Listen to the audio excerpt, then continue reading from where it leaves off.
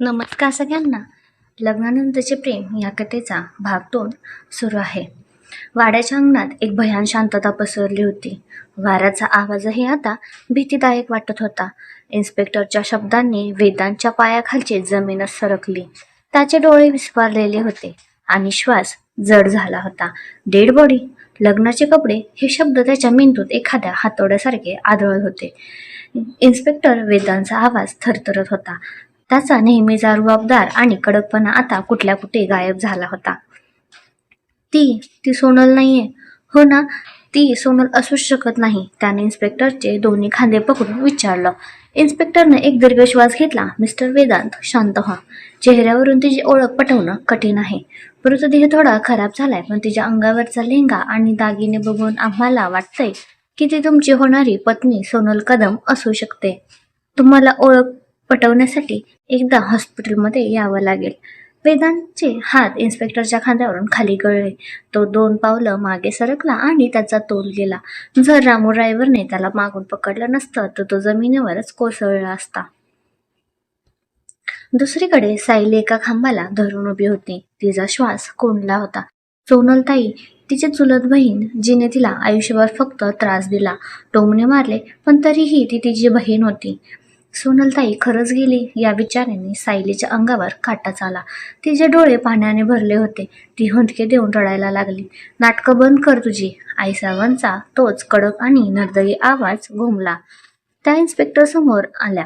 त्यांच्या चेहऱ्यावर धक्का होता, पण त्यांनी स्वतःला खूप लवकर सावरलं होतं. जहागीरदार कुटुंबाचे मुखिया म्हणून त्यांना कमजोर पडून चालणार नव्हतं. इन्स्पेक्टर, माझा मुलगा कुठेही येणार नाही. त्या मुलीने लग्नाच्या मंडपातून पळून जाऊन आमच्या घराण्याची आधीच बदनामी केली आहे. आता तिच्या डेड बॉडीवरून नवा तमाशा आम्हाला नकोय. तुम्ही तिच्या घरच्यांना बोलवा. आईसाहेब अत्यंत व्यावहारिकपणे म्हणाल्या.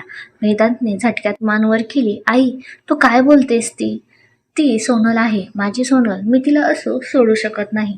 तो डोळे पुसत रामूच्या आधाराने उभा राहिला. इन्स्पेक्टर, मी येतोय तुमच्यासोबत. वेदांत गाडीकडे जायला वळला. तेवढ्यात त्याची नजर खांबाजवळ रडणाऱ्या सायलीवर पडली. त्याच्या डोळ्यातला तो सगळा धक्का आणि दुःख एका क्षणात गायब झालं आणि त्याची जागा भयंकर रागाने घेतली. तो वेगाने सायलीच्या जवळ गेला आणि त्याने तिला दंड पकडून तिला स्वतःकडे खेचलं. तू पण चल माझ्यासोबत, तो दात ओठ खात म्हणाला. तू तिची बहीण आहेस ना? चल आणि बघ तुझ्या बहिणीचा चेहरा. आणि जर ती खरंच सोनल असली तर लक्षात ठेव सायली, तुझ्या त्या काकांना आणि तुला मी जिवंत सोडणार नाही. वेदांतने तिला फरफटत नेऊन गाडीच्या मागच्या सीटवर ढकललं. सायली भीतीने थरथरत होती. गाडीत वेदांत तिच्या शेजारीच बसला होता, पण तो खिडकी बाहेर बघत होता. त्याचा श्वास वेगाने चालत होता आणि त्याचे हात मूठ बांधलेल्या अवस्थेत होते. हॉस्पिटलच्या शवागारकडे जाणारा रस्ता अत्यंत शांत आणि भीतीदायक होता. गाडीत कोणीच काही बोलत नव्हतं. सायलीने हळूच वेदांतकडे पाहिलं. त्याच्या डोळ्यातून एक अश्रूचा थेंब उघळला होता. सायलीला पहिल्यांदाच वेदांतमधला एक हळवा माणूस दिसला.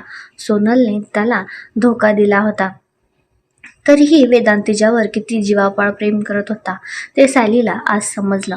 पण त्याच वेळी तिच्या मनात भीती होती. जर ती डेड बॉडी सोनलची निघाली तर माझं काय होईल? वेदांत सर मला मारूनच टाकतील. गाडी सरकारी हॉस्पिटलच्या शवगाराबाहेर थांबली. ते ठिकाण अत्यंत थंड, अंधार आणि कुबट वासाने भरलेलं होतं. इन्स्पेक्टर त्यांना आत घेऊन गेला. आतमध्ये 2-3 स्ट्रेचरवर पांढऱ्या कपड्याने झाकलेले मृतदेह ठेवलेले होते. त्यापैकी एका स्ट्रेचरजवळ एक गॉडबॉय उभा होता. हेच ते बॉडी आहे सर, गॉडबॉय म्हणाला. वेदांतचे पाय तिथेच थबकले. त्याला पुढे जायची हिंमत होत नव्हती. त्याने सायलीकडे पाहिलं आणि डोळ्यानेच तिला पुढे जायला सांगितलं. सायली भीतीने थरथर कापत होती.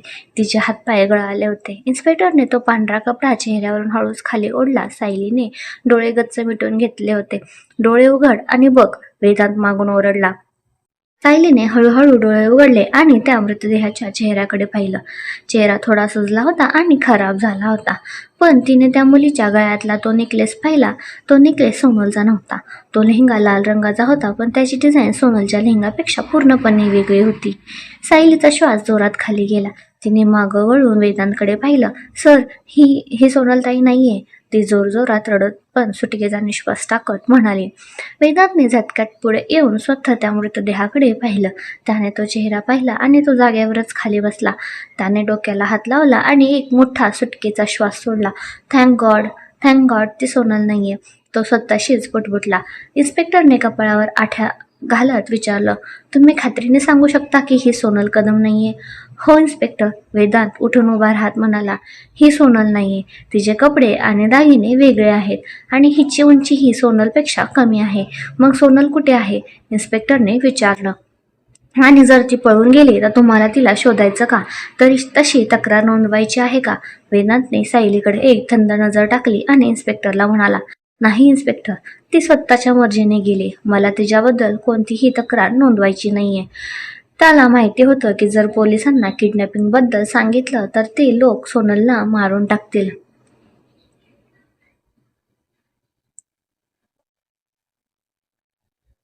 त्याला सोनलला स्वतःच्या पद्धतीने वाचवायचं होतं. शवगारातून बाहेर आल्यावर वेदांतने गाडीच्या दिशेने चालता चालता अचानक सायलीचा हात पकडला. तू खूप खुश आहेस ना? तो उपहासात्मक हसत म्हणाला. तुझी बहीण जिवंत आहे हे ऐकून तुला खूप आनंद झाला असेल, पण लक्षात ठेव, जोपर्यंत ती मला मिळत नाही तोपर्यंत तुझा श्वास माझ्या मुठीत आहे. सायली मुकाट्याने गाडीत जाऊन बसली. तिचं डोकं सुन्न झालं होतं. गाडी जहागीरदार वाड्यात परतली तेव्हा दुपारचे 12 वाजले होते. वाड्यातली ती भयान शांतता अजूनही तशीच होती. वेदांत गाडीतून उतरून सरळ आत गेला. तो आईसाहेबांना सांगायला गेला की ती डेड बॉडी सोनलची नव्हती. सायली हळूहळू चालत वाड्याच्या आत आली. तिला खूप तहान लागली होती. कालपासून तिने पाण्याचा एक थेंबही प्यायला नव्हता. ती स्वयंपाकघराच्या दिशेने जाऊ लागली. किचनमध्ये सगुणाबाई पोळ्या लाटत होत्या. सायलीला बघून त्यांनी गॅस बारीक केला. वहिनीसाहेब, काय झालं तिथे? ती ती सोनलताई होती का? त्यांनी दबक्या आवाजात विचारलं. सायलीने मान नकारार्थी हलवली. नाही सगुणा मावशी, ती सोनलताई नव्हती. सगुणाबाईंनी सुटकेचा निश्वास सोडला. बरं झालं बाई, देवाचीच कृपा. सायली पाण्याचा जग घेण्यासाठी पुढे गेली, पण तिचे हात थरथरत होते. तिने ग्लासमध्ये पाणी ओतलं आणि ग्लास ओठांना लावणार तेवढ्यात पाठीमागून कोणीतरी तो ग्लास तिच्या हातातून हिसकावून घेतला. सायली दचकून मागे वळली. समोर रिया उभी होती. रियाने तो पाण्याचा ग्लास स्वतः प्यायला आणि उरलेलं पाणी बेसिनमध्ये वतून दिलं. तुला कोणी परमिशन दिली इथलं पाणी प्यायची? रिया हसत म्हणाली. तू एक मोलकरीण आहेस आणि मोलकरणींनी घरच्यांच्या ग्लासमधून पाणी प्यायचं नसतं. बाहेर अंगणात नळ आहे ना, तिथून पाणी पी. रियाताई, मला खूप तहान लागली, प्लीज मला एक ग्लास पाणी पिऊ दे ना. सायलीने हात जोडले. तिचे ओठ कोरडे पडले होते आणि तिला चक्कर येत होती. नाही, रिया कडाडली. तू माझी मैत्रीण सोनलची जागा बळजबरीने घेतलीयस. तू वेदांतला फसवून हे लग्न केलेस. तुला काय वाटलं तू या घरात मजेत राहशील? मी आईसाहेबांना सांगून तुला अशी शिक्षा देईन की. रिया अजून काही बोलणार तेवढ्यात मागून एक गंभीर आणि रुबाबदार आवाज आला.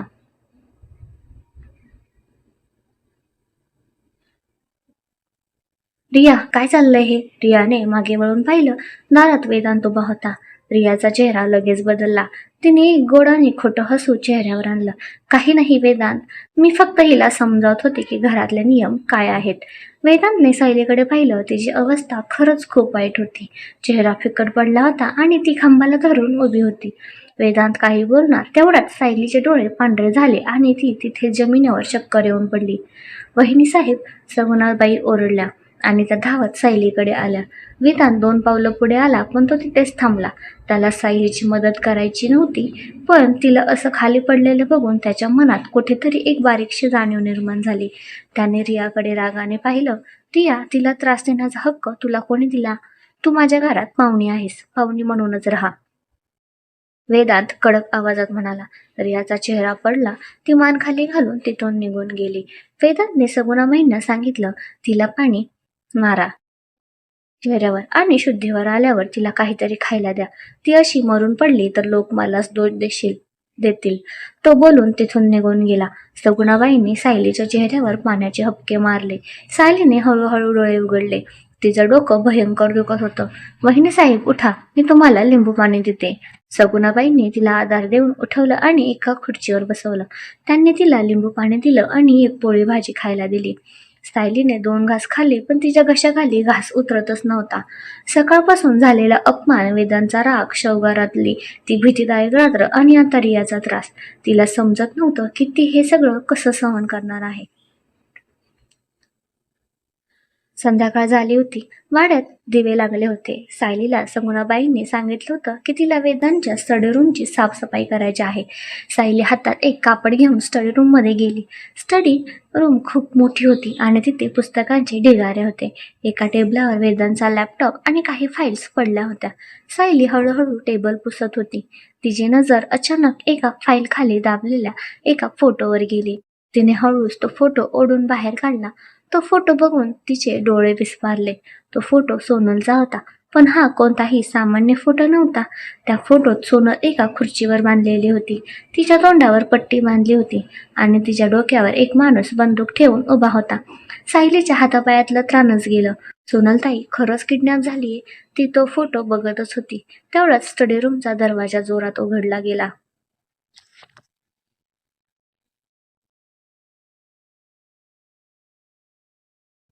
वेदांत दारात उभा होता.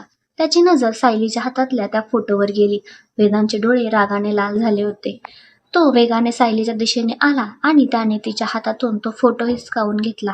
हिम्मत कशी झाली तुझी माझ्या फाईल्सना हात लावायची? वेदांत ओरडला. सर, तो फोटो. सोनलताई, कोण आहेत ते लोक? सायली भीतीने थरथरत विचारत होती.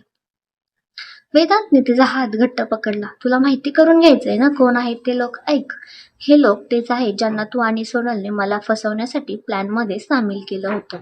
तूच त्यांना हा फोटो काढायला सांगितला असेल ना, जेणेकरून मी घाबरून तुम्हाला 5 कोटी रुपये देईन. नाही सर, मी देवाची शपथ घेऊन सांगते, मला यातलं काहीच माहिती नाहीये. मी सोनलताईचा जीव का धोक्यात टाकेन? सायली रडत रडत सांगत होती. वेदांतने तिला जोरात दूर ढकललं. तुझ्या खोट्या शब्दांवर माझा विश्वास नाहीये, पण तू एक गोष्ट लक्षात ठेव. मी सोनलला शोधून काढेन आणि जर यात तुझा थोडासाही हात असेल तर मी स्वतः तुला माझ्या हाताने मारून टाकेन. सायली रडत खाली बसली होती. वेदांतने लॅपटॉप उचलला आणि तो रूमच्या बाहेर जाऊ लागला. पण दारातच तो थांबला. तो मागे न वळताच म्हणाला, उद्या सकाळी माझ्या आईचा वाढदिवस आहे. वाड्यात एक मोठी पार्टी आहे. तुला तिथे यायची गरज नाही. तू तुझ्या खोलीतच राहायचं. जर तू बाहेर दिसलेस तर तुझी खैर नाही. तो निघून गेला. सायली जमिनीवर तशीच बसून राहिली. उद्या सासूबाईंचा वाढदिवस होता. वाड्यात मोठी पार्टी होणार होती, पण तिला त्या पार्टीत येण्याची परवानगी नव्हती. तिला एका कैद्यासारखं खोलीत बंद राहायचं होतं.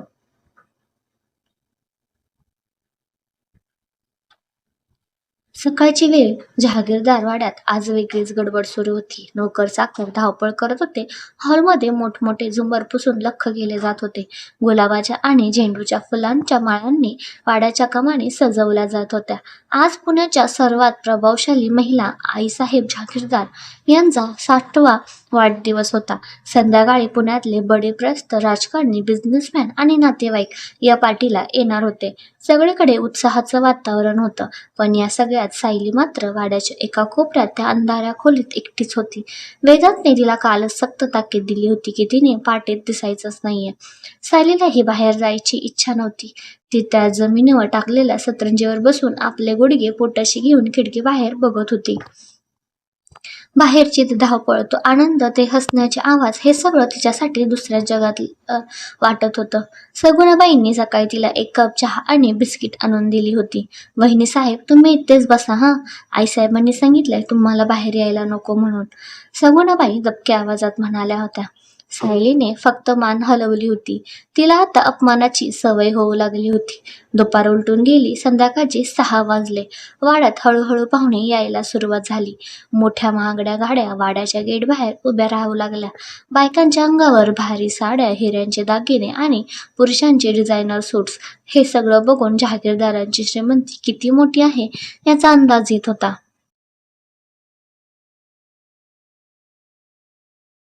हॉटेलच्या हॉलच्या मध्यभागी एक भव्य स्टेज उभारलं होतं.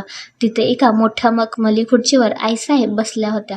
अंगात एक गडद जांभळ्या रंगाची पैठणी, गळ्यात जड मोत्यांचा आणि सोन्याचा हार आणि चेहऱ्यावर तोच रुबाब आणि करारीपणा. लोक येत होते, त्यांच्या पाया पडत होते आणि त्यांना शुभेच्छा देत होते. वेदांत त्यांच्या बाजूला उभा होता. त्याने एक काळ्या रंगाचा अत्यंत स्टायलिश सूट घातला होता. तो वरवर हसत होता, पाहुण्यांचं स्वागत करत होता, पण त्याचे डोळे मात्र अधूनमधून फोनवर जात होते. सोनलचा अजूनही काहीच पत्ता नव्हता. ती जिवंत आहे की नाही हेही त्याला माहीत नव्हतं. तो फक्त आतून तुटत होता. पण जगासमोर त्याने एक खोटा मुखवटा चढवला होता. तेवढ्यात हॉलच्या मुख्य दरवाजाजवळ काहीतरी कुजबूज सुरू झाली. लोकांच्या नजरा दरवाजाकडे वळल्या. अरे, ही तर वेदिका ना, कोणीतरी हळूच म्हणाला. वेदांतने दरवाजाकडे पाहिलं आणि त्याच्या चेहऱ्यावर पहिल्यांदाच एक खरं मनापासूनचं हसू उमललं. दरवाजात एक अत्यंत सुंदर, स्टायलिश आणि कॉन्फिडंट मुलगी उभी होती. तिने एक सुंदरसा पेस्टल रंगाचा वेस्टर्न ड्रेस घातला होता. डोळ्यावर महागडा गॉगल होता आणि तिच्या हातात एक ट्रॉली बॅग होती. ती होती वेदिका जागीरदार. वेदांची धाकटी बहीण वेदिका लंडनला फॅशन डिझायनिंगचं शिक्षण घेत होती. ती वाड्यातल्या सगळ्यांमध्ये वेगळी होती. तिला जुन्या परंपरा, खोटा रुबाब आणि आईसाहेबांचा तो अहंकार अजिबात आवडत नसे. ती खूप पॉझिटिव्ह, स्पष्ट व्यक्ती आणि मनाने खूप साफ होती. वेदांतने आनंदाने हाक मारली आणि तो धावत तिच्याकडे गेला. दादा, वेदिकाने आपली बॅग तिथे सोडली आणि ती धावत जाऊन वेदांतला मिठी मारली. वेदांतने तिला घट्ट मिठीत घेतलं. सोनलच्या जाण्यानंतर आणि या सगळ्या मानसिक तणावानंतर वेदिकेला बघून त्याला खरंच खूप आधार वाटला. तो तिच्यावर जीवापाड प्रेम करत होता. तू कधी आलीस? मला का नाही सांगितलंस? मी एअरपोर्टवर आलो असतो ना तुला घ्यायला. वेदांत तिचा चेहरा हातात घेत म्हणाला. सरप्राईज द्यायचं होतं मला. फायनली मी परत आले पुण्यात, कायमची. वेदिका हसत म्हणाली. पण स्टेजवर बसलेल्या आईसाहेबांचा चेहरा मात्र वेदिकाला बघून अजिबात आनंदी दिसला नाही. त्यांच्या कपाळावर आट्या पडल्या. वेदिका आणि आईसाहेब यांच्यात विस्तवही जात नसे. वेदिका नेहमीच आईसाहेबांच्या चुकीच्या निर्णयांना विरोध करायची आणि आईसाहेबांना कोणीही उलट बोललेलं सहन होत नसे. वेदिका वेदांतचा हात धरून स्टेजवर आली. तिने गॉगल डोक्यावर सरकवला आणि आईसाहेबांकडे बघून एक फॉर्मल स्माईल दिली. हॅपी बर्थडे आई. वेदिका शांतपणे म्हणाली. तिने पाया पडण्याचा कोणताही प्रयत्न केला नाही. आईसाहेबांनी तिच्या वेस्टर्न कपड्याकडे एक तिरस्काराची नजर टाकली. थँक्यू, पण आज माझ्या 60व्या वाढदिवसाला एवढ्या मोठ्या पाहुण्यांसमोर हे असे उघडे वागडे कपडे घालून यायला लाज नाही वाटली तुला? जहागीरदाराच्या मुलीने वाड्यात कसं यावे हे विसरलीस का लंडनला जाऊन? पाटीतले लोक शांत झाले. आईसाहेब आणि वेदिका यांच्यातला वाद सगळ्यांनाच माहिती होता. वेदिकाने एक दीर्घ श्वास घेतला आणि चेहऱ्यावरचं हसू तसंच ठेवत म्हणाली. आई, कपड्यांवरून माणसांची इज्जत ठरत असती तर आजकाल अनेक लोक उघडेच पडले असते. एनिवे, मी येथे वाद घालायला नाही आले. मी फ्रेश होऊन येते. वेदिकाने आईसाहेबांना चोख उत्तर दिलं आणि ती जनाकडे वळली.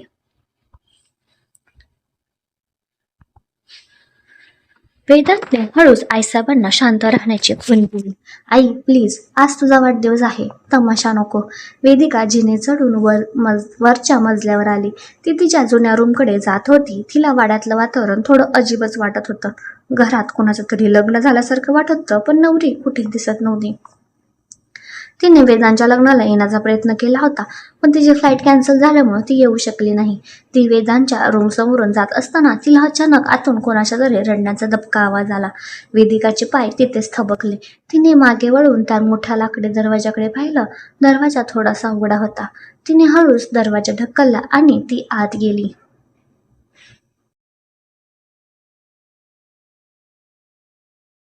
खोलीत अंधार होता.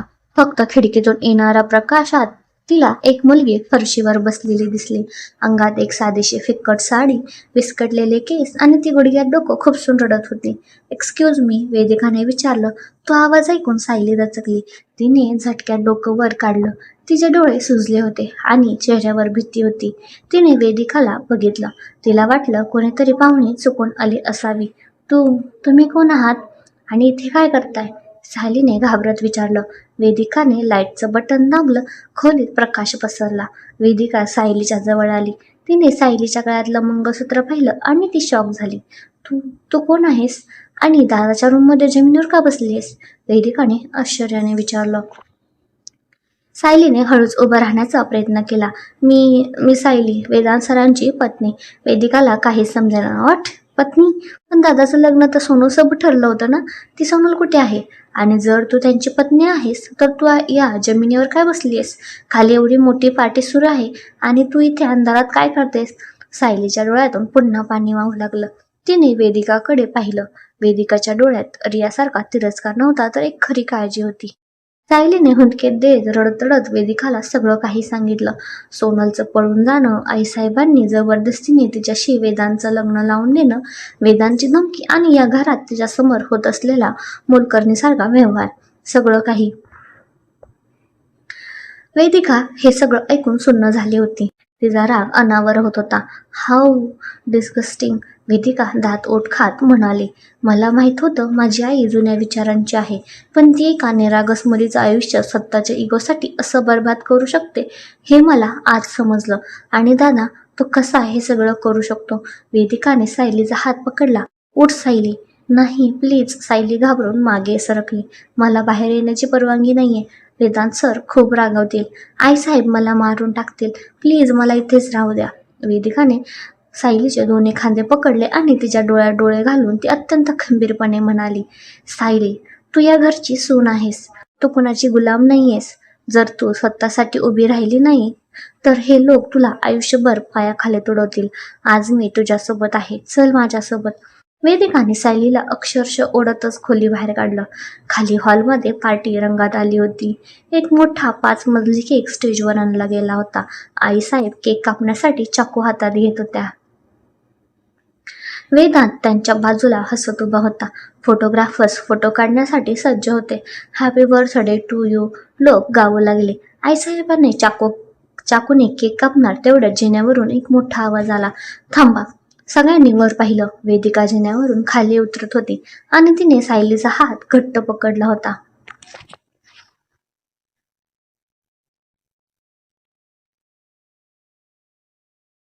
सायली भीतीने थरथर कापत होती. तिची मान खाली होती. अंगात तीच साधीशी साडी, डोळ्याखाली काळी वर्तुळं आणि चेहऱ्यावरचा तो थकवा.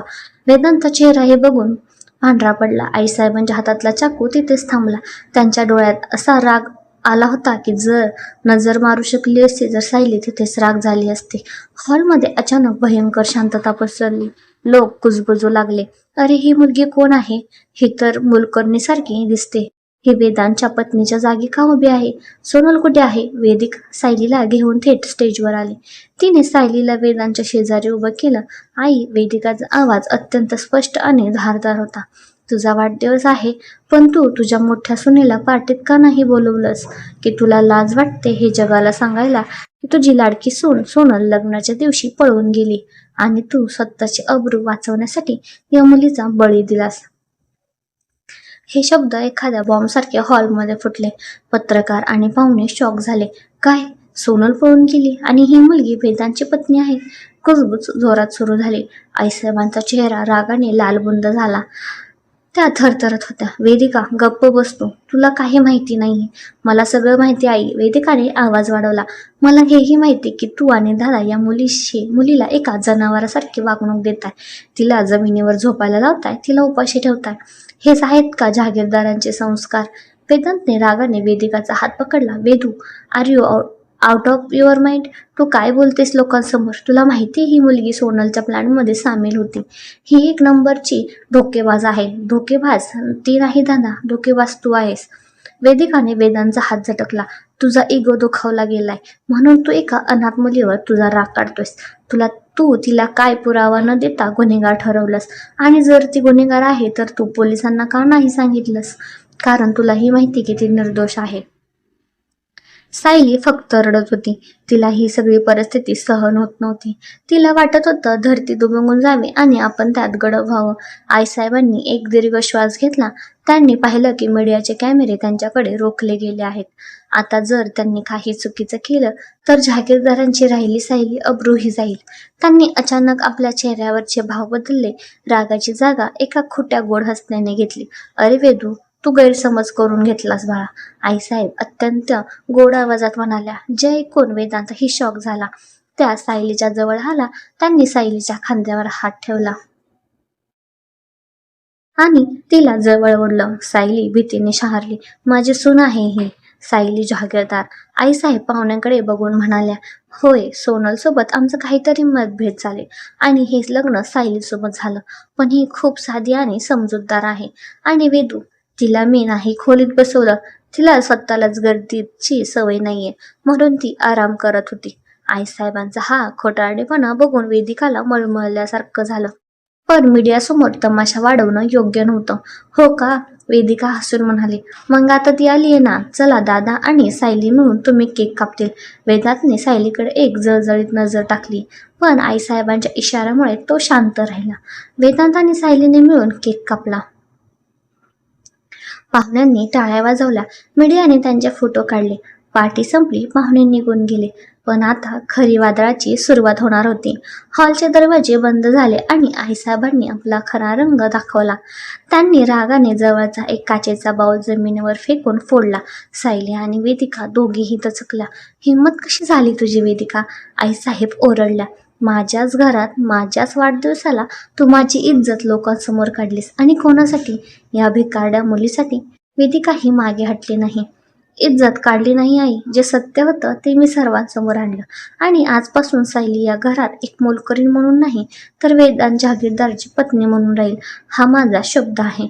वेदांतने रागाने सायलीकडे पाहिलं. तू खूप मोठा खेळ खेळलीस सायली. माझ्या बहिणीला माझ्या विरुद्ध उभं केलंस ना तू. आता बघ मी तुझं आयुष्य कसं नरक बनवतो ते.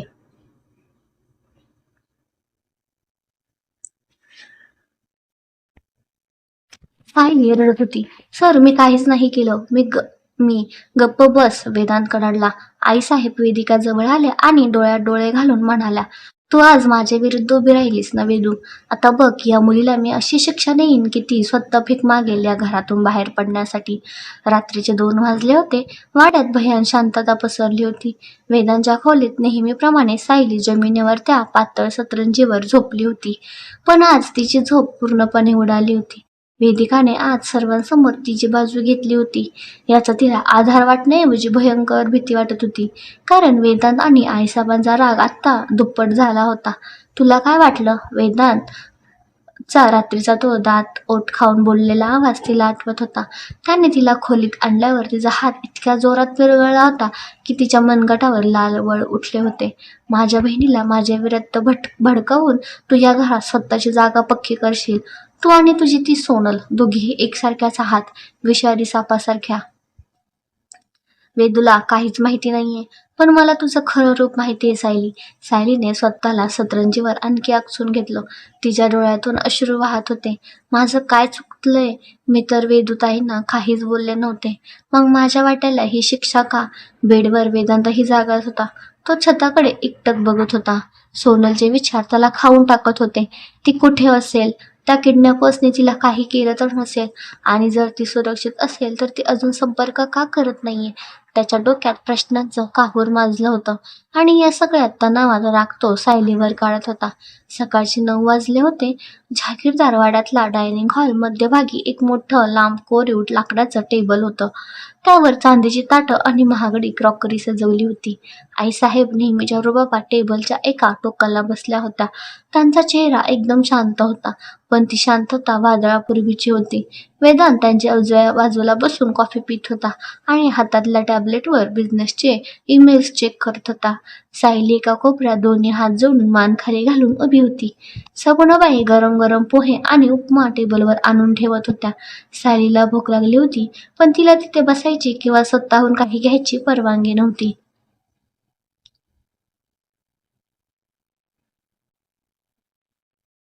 ती फक्त एक नोकर असल्यासारखी उभी होती. तेवढ्या जिन्यावरून टक टक असा हिल्सचा आवाज आला. वेदिका खाली आली. तिने एक कॅज्युअल जीन्स आणि टॉप घातला होता. तिचा चेहरा फ्रेश होता. ती डायनिंग टेबल जवळ आली. तिने आईसाहेबांकडे आणि वेदांतकडे पाहिलं. मग तिची नजर कोपऱ्यात उभ्या असलेल्या सायलीवर गेली. वेदिकाच्या कपाळावर आठ्या पडल्या. गुड मॉर्निंग, वेदिकाने खुर्ची ओढत म्हणलं. आईसाहेबांनी तिच्याकडे न बघताच गुड मॉर्निंग म्हटलं.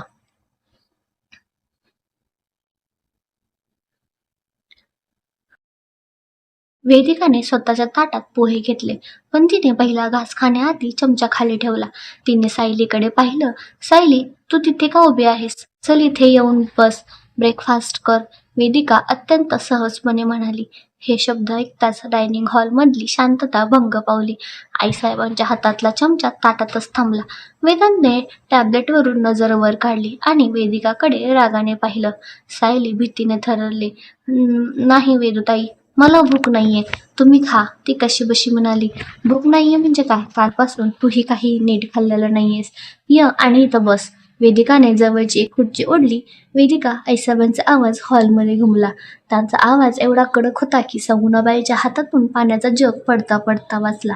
आईसाहेबांनी पाण्याचा ग्लास हातात घेतला आणि वेदिकाकडे अत्यंत भेदक नजरेने पाहत म्हणाल्या. रस्त्यावरच्या कुत्र्याला जरी सोन्याच्या ताटात जेवायला दिलं तरी त्याची जागा रस्त्यावरच असते. या घरचे काही नियम आहेत आणि त्या नियमानुसार नोकरांनी आणि मालकांनी एका टेबलवर बसायचं नसतं. वेदिकाने डोळे मोठे केले. आई, how can you say that? ती तुझी सून आहे, दादाची पत्नी आहे. ती कोणतीही नोकर नाहीये. माझी पत्नी सोनलच होती आणि राहील. वेदांत रागाने ओरडला. त्याने कॉफीचा मग जोरात टेबलवर आपटला. वेदू, तू लंडनवरून काल आलीयस, तुला यातलं काहीही माहिती नाही. ही मुलगी एका मोठ्या कटाचा भाग आहे. हिने मला फसवून लग्न केले, ज्यामुळे माझ्या आणि हिच्यामध्ये पडायचा प्रयत्न करू नकोस. कोणता कट दादा? कोणता पुरावा आहे तुझ्याकडे? वेदिकानेही आवाज वाढवला. तुझा इगो दुखवला गेलाय कारण सोनं तुला सोडून पळून गेली आणि तू तुझा सगळा राग या अनाथ मुलीवर काढतोयस. हे तुझं मॅनहुड आहे का? मॅनहुड हा शब्द ऐकून वेदांचा राग अनावर झाला. तो झटक्यात खुर्चीवरून उठला. वेदू, तू लिमिट क्रॉस करतेस. वेदांत दात ओठ खात म्हणाला. मी नाही दादा, तुम्ही दोघं लिमिट क्रॉस करताय आणि जोपर्यंत सायली या टेबलवर बसून माझ्यासोबत जेवत नाही तोपर्यंत मी पाण्याचा एक थेंबही पिणार नाही. वेदिका ठामपणे म्हणाली. आईसाहेबांनी एक थंड हसलं. ठीक आहे, मग उपाशी राहा, मला काहीही फरक पडत नाही. त्या उठून उभ्या राहिल्या. सायलीला हे सगळं बघून खूप वाईट वाटत होतं. तिच्यामुळं या घरातल्या दोन भावंडांमध्ये आणि आई मुलीमध्ये भांडण होत होतं. हे तिला सहन होत नव्हतं. ती हळूच पुढे आली. तिचे डोळे पाण्याने भरले होते. वेदुताई, प्लीज माझ्यासाठी भांडू नका. सायली रडत म्हणाली. माझी लायकी खरंच या टेबलवर बसायची नाहीये. मी इथली नोकरच आहे. मला खाली बसून जेवायची सवय आहे. तुम्ही प्लीज जेवून घ्या. वेदांतने सायलीकडे एक तिरस्काराची नजर टाकली. बघितलंस वेदू, तिची लायकी तिला स्वतःलाच माहिती. तू उगाचच तिची वकील बनू नकोस. वेदांतने रागात आपल्या ताटातलं पाणी मुद्दाम जमिनीवर सांडलं. पाणी फरशीवर पसरलं. सगुणाबाईंना बोलवू नकोस. वेदांत सायलीकडे बघून अत्यंत निर्दयीपणे म्हणाला. हे पाणी तू साफ कर आणि तेही आत्ता सर्वांसमोर. वेदिका शॉक झाली. दादा, आर यू क्रेझी? ती तुझी बायको आहे, ती माझी कोणीही नाहीये. वेदांत कोरडेपणाने म्हणाला. माफ करते, त्याने सायलीवर ओढून सांगितलं. सायलीने मुकाट्याने मान खाली घातली.